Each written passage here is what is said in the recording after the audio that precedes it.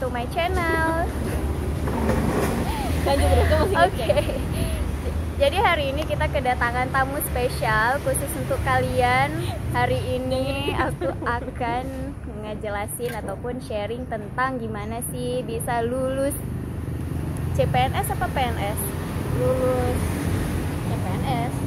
CPNS. Lulus.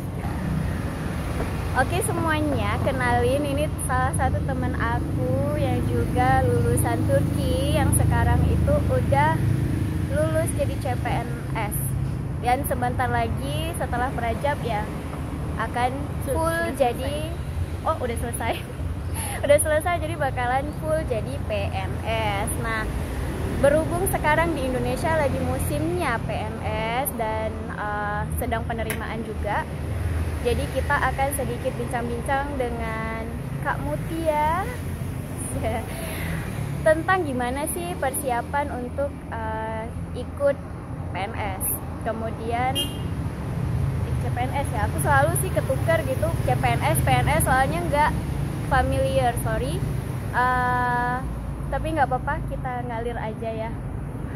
Nah sebelum kita masuk ke sesi sharing-sharingnya, sedikit aku sebagai saksi hidup yang masih hidup sampai sekarang dan menyaksikan sendiri perjuangan Mutia untuk sampai di posisi yang sekarang itu cukup sangat wow. Kenapa? Karena untuk ikut tes CPNS itu beliau ini harus bolak-balik dari Turki ke Indonesia hanya untuk ikut tes. Bayangin ya, cuman untuk ikut tes bolak-balik dari Turki, ninggalin kuliahnya, ninggalin semua kegiatan di sana tuh untuk perjuangin PNS-nya. Gimana sih sebenarnya awalnya ataupun cikal bakal pengen jadi PNS gitu? Karena orang tua yang suruh ikut. Jadi orang tua sedikit memaksa untuk ikut karena waktu itu kan banyak beredar kabar bahwa setelah tahun itu takutnya nggak dibuka lagi CPNS gitu. Dan akhirnya ya namanya juga kemauan orang tua, pasti kita berusaha untuk nurutin aja gitu. Oke, apa pemirsa di rumah juga banyak yang mengalami hal yang sama seperti Mutia, soalnya ini nggak apa ya, nggak biasa gitu. Nah cuman untuk apa nih, untuk perjuangin CPNS tapi harus bolak-balik Turki dan mengeluarkan biaya yang nggak sedikit, ya nggak? Iya pastinya. Oke, Dan bisa nggak diceritain sedikit gimana sih perjuangan bolak-baliknya itu? Soalnya penasaran dan juga mungkin kawan-kawan di rumah juga mau tahu ya gimana. Oke. Mungkin pertama dari tahap administrasi ya. Dari tahap administrasi ya gimana ya, coba-coba aja gitu kan, nggak ada salahnya, dan semua berkas yang dibutuhkan juga pastinya kita punya gitu. Tapi sejujurnya dalam hati itu pengen selesaikan S2 dulu, dan ternyata Allah berkehendak lain gitu kan, ternyata lulus tahap administrasi. Oke, setelah lulus tahap administrasi itu lama nggak jedanya dari untuk ikut tes tahap selanjutnya? Sebenarnya agak lupa ya, tapi kurang lebih sebulan lah gitu. Nah terus ketika tahu lulus ke tahap selanjutnya ikut SKD kan, seleksi kompetensi dasar, dan waktu itu masih corona. Berapa ya waktu itu? Masih deh, kayaknya masih corona. Dan waktu itu you know what, itu musim-musim corona banget. 2020 kan ya? Enggak, 2019, tunggu dulu. Ini Oke. Yang ikut tes udah lupa kapan jadwal tesnya, so dia cari dulu. Oke, saking lamanya nunggu, kita sekarang udah kedatangan makanan. Oke, silakan. Ya, jadi waktu itu setelah pengumuman untuk ikut SKD, kalau nggak salah SKD itu di bulan Februari atau Maret gitu kan. Nah terus ya mau nggak mau harus balik ke Indonesia gitu. SKD itu tahap pertama ya? Tahap pertama. Tahap kedua dong, setelah administrasi kemudian SKD. Oke. Nah, akhirnya pulang ke Indonesia cuman 2 minggu. Dan itu karena saya milihnya di Kementerian PUPR, Kementerian Jadi, PUPR ya? Iya, Kementerian PUPR. Jadi untuk tes seleksi SKD-nya itu cuma ada di provinsi-provinsi aja gitu kan. Maksudnya di Provinsi yang bukan provinsi, kota besar. di kota-kota besar maksudnya. Dan kebetulan waktu itu kita dari Aceh kan ya. Jadi yang paling dekat itu adalah di Medan. Jadi pulang dari Turki ke Aceh dulu, terus Iya. ke Medan. Itu cuma bisa istirahat 1-2 hari Oh my untuk God. merapikan berkas dan sebagainya, terus langsung ke Medan. Ya, terus Nah akhirnya di Medan ya gitu ya, persiapannya ya paling lihat tempat tes dan sebagainya gitu. oke. Kalau untuk persiapan sebelum ikut SKD ada nggak, sempet nggak gitu? Karena kan dengan kondisi yang corona juga waktu itu, Iya. belum ya? Hampir udah di Untuk di Wuhan Indonesia udah ya. sudah. Di Indonesia udah mulai tapi belum Sampai tuh belum sampai lockdown total gitu loh yang belum terlalu heboh ya, Ya, kalau nggak salah. gitu. Nah, Jadi jadi setelah dari maksudnya selesai tes dari Medan, terus balik lagi ke Aceh atau langsung ke Turki? jadi cerita dulu nih gimana persiapan SKD-nya. Nah jadi setelah lulus administrasi kan nggak terlalu banyak waktunya untuk belajar pastikan. Apalagi kita waktu itu lagi sibuk tesis ya. Iya. Sibuk tesis, dan ketika di Turki otomatis nggak punya bahan buat belajar, buku gitu kan susah.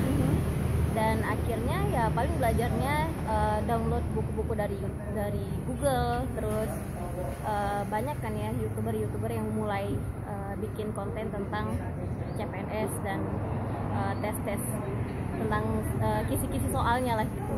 Oke. Untuk tips-tips dan juga mungkin teman-teman di rumah mau tahu gimana sih Mutia bisa mulus jadi PNS Tahap kedua ya SKD. Iya, mungkin nanti videonya akan ada di video terpisah. Jadi yang ini kita khusus dulu untuk cerita pengalaman dulu nih, perjalanan dari bolak-balik sampai kemudian selesai dan juga sekarang diterima bekerja di PUPR. Oke, ya. Ya jadi dari SKD itu kan tes di Medan, dan itu cuman setelah tes kemudian istirahat 1 malam dan balik lagi ke Aceh. Terus ya itu kan perjalanan ke Medan juga hampir sehari kan ya, jadi banyak makan waktu sebenarnya perjalanan dari Turki ke Indonesia ya ke Aceh ke Medannya dan sebaliknya gitu. Jadi cuman bisa istirahat beberapa waktu di rumah dan akhirnya balik lagi ke Turki ya.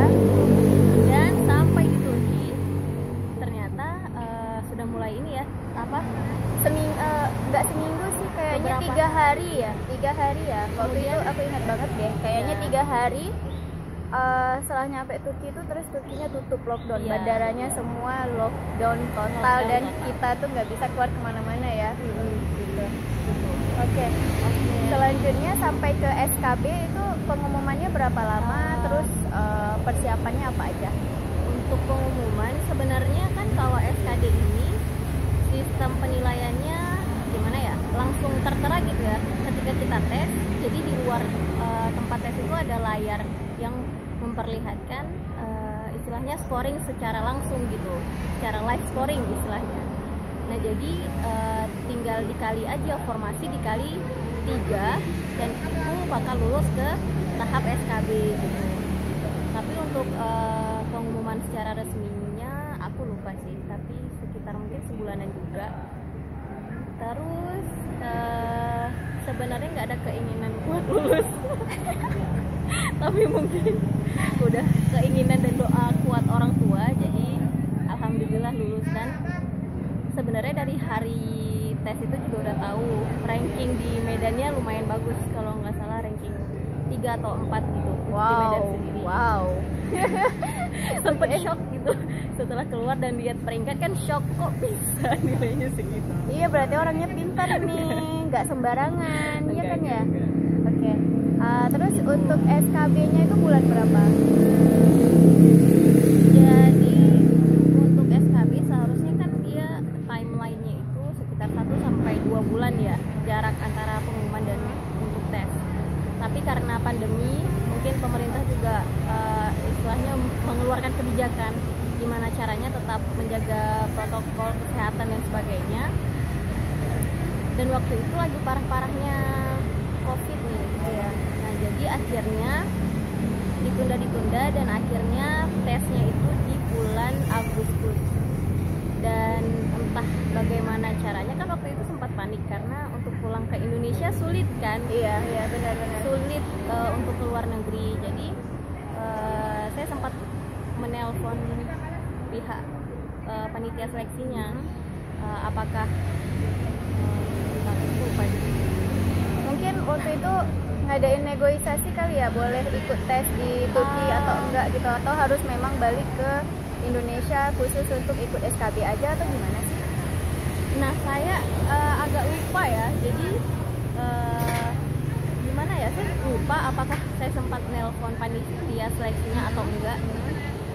Tapi ujung-ujungnya itu dibuka, istilahnya bisa memilih tempat seleksi SKB-nya itu di negara selain Indonesia gitu. Mungkin karena banyak pelamar yang sudah sampai tahap SKD yang juga di negara-negara lain gitu. Hebat ya, boleh milih mau ikut tes di negara mana gitu ya. Kita setara Indonesia aja mungkin di daerah agak susah gitu. Nah ini mungkin memang udah rezekinya ya, dan bisa milih di negara mana gitu ya. Berterima kasihlah kepada Corona. Pemerintah Indonesia. Oh iya, berterima kasihlah kepada pemerintah Indonesia yang sudah memberikan kesempatan untuk bisa memilih tempat ikut tes PNS. Oke. Selanjutnya ini kan maksudnya pemerintah Indonesia memberikan istilahnya yang terbaik gitu untuk calon-calon pegawai negeri sipilnya gitu. Jadi nggak main-main gitu. Iya. Terus setelah SKB nih ada tahap apa lagi sih? Setelah jadi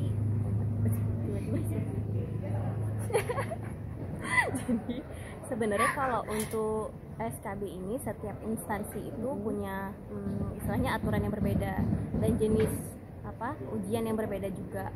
Kebetulan untuk Kementerian PUPR ini sendiri SKB-nya ini terbagi menjadi 2 ujian, yaitu ada ujian dengan sistem CAT atau CAT.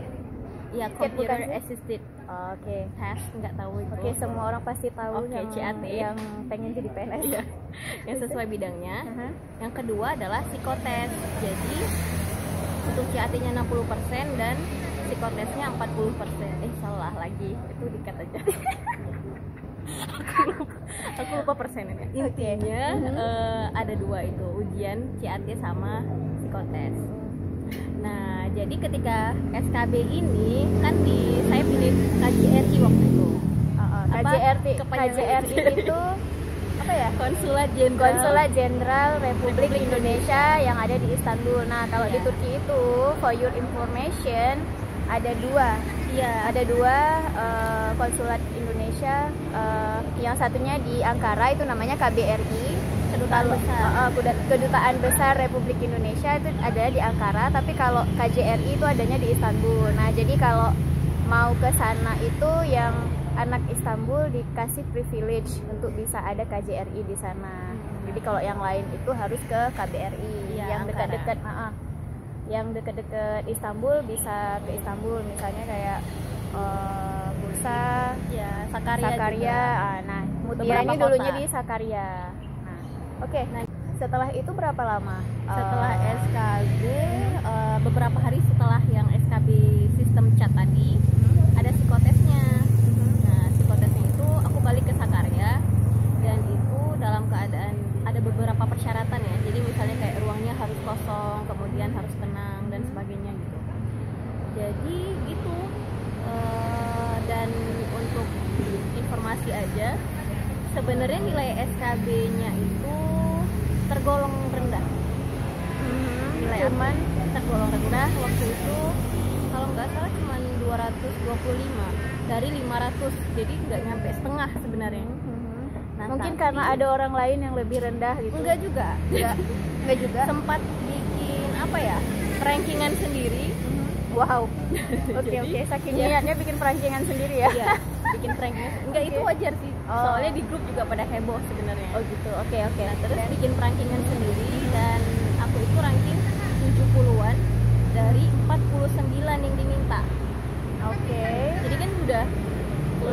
udah Iya, outside iya. gitu. Ha. Udah outside. And then kenapa bisa lulus? Nah, terus kemudian udah sampai bilang juga ke orang tua kayak ya nggak usah berharap gitu kan. Tapi tetap doain aja gitu. Kemudian akhirnya pengumuman akhir dan alhamdulillah lulus. Ya mungkin doa orang tua juga ya. Doa orang tua tuh memang Jadi cepat the dijabah best gitu ya. gitu ya. Cepat tanpa hijab, terus cepat diijabah juga. Dan kalian kalau mau sukses itu minta mama papanya itu doain yang sungguh-sungguh gitu ya. Ya. Dan mungkin salah satu apa ya alasan lulus itu jadi untuk psikotesnya sendiri ada persyaratan nilai integritas itu harus 4. Nah ternyata banyak yang gugur karena nilai integritasnya di bawah 4. Jadi itu yang sangat membantu aku untuk lulus gitu. Oke, berarti yang perlu diingat nih point of view-nya itu adalah integritas yang paling dilihat kali ya. Iya, itu untuk Kementerian PUPR. Kalau untuk kementerian lain dan instansi lain mungkin berbeda lagi sistemnya penilaiannya. Iya, berbeda tapi ya Kurang lebih sama ya. kurang lebih sama gitu. Karena yang namanya PNS ataupun pelayan Iya, negara ya, pelayan kalau publik dibilang gitu. pelayanan publik ya pasti harus dinomorsatukan itu pasti integritas Iya, dulu. betul. Oke. Setelah itu pengumuman udah balik ke Indonesia atau masih di Turki? Waktu itu masih di Turki. Nah jadi itu gimana ya, jadi setiap tahapan prosesnya itu istilahnya tuh banyak batu besarnya gitu. Tantangan dan kendalanya tuh besar gitu kan. Jadi setelah pengumuman bingung lagi. Kenapa? Karena harus jadi ada deadline untuk mengumpulkan berkas. Dan berkas yang diminta itu kan lumayan banyak ya, misalnya kayak tes urin, kemudian SKCK, dimana kita harus datang langsung untuk mendapatkan surat itu kan. Sedangkan gimana cara ngurusin di Turki? Nah akhirnya mau nggak mau saya pulang gitu. Saya pulang. Oke, pulang. Bayangkan tesis belum selesai. Gak siap hati untuk ninggalin Turki gitu kan, ninggalin teman-teman, ninggalin tesis, kuliah dan sebagainya. Ya mau gimana lagi? Tapi terpaksa pulang Ya. untuk ngurusin itu semua ya. Iya pastinya, karena kalau nggak lengkap berkas kan ya nggak diakui ya gitu. Dan sampai akhirnya untuk sidang tesis juga dilakukan di Indonesia ya, online Iya. waktu itu. Ya gitulah. Wow, perjuangannya cukup melelahkan ya. Aduh, dari ceritanya aja tuh, denger aja tuh udah melelahkan, apalagi ngejalanin. Oh my god, you are so strong, my friend, my dear friend. Oke, untuk pengalaman setelah itu ada uji nyali lagi nggak sih untuk kemudian diproses menjadi PNS dari CPNS-nya? Iya, untuk diprosesnya mungkin Udah mulai masuk kantornya gitu. Iya, jadi Penempatan dan lain-lain. Nah itu dia, jadi setelah pengumpulan berkas itu kan sebenarnya ada namanya OJT atau on the job training, seperti magang gitu setahun. Dan itu harusnya kami OJT-nya di Jakarta karena kementerian kan. Tapi karena balik lagi pandemi ceritanya, jadi kami akhirnya istilahnya dititipkan di setiap balai gitu, balai di setiap provinsi. Tapi ada sisi positifnya juga pastinya gitu, jadinya dekat dengan rumah. Nggak perlu ke Jakarta setahun. Iya, lagi-lagi berterima kasihlah kepada corona. Nggak, maksudnya ada hikmah di balik musibah ya Iya. istilahnya. Iya.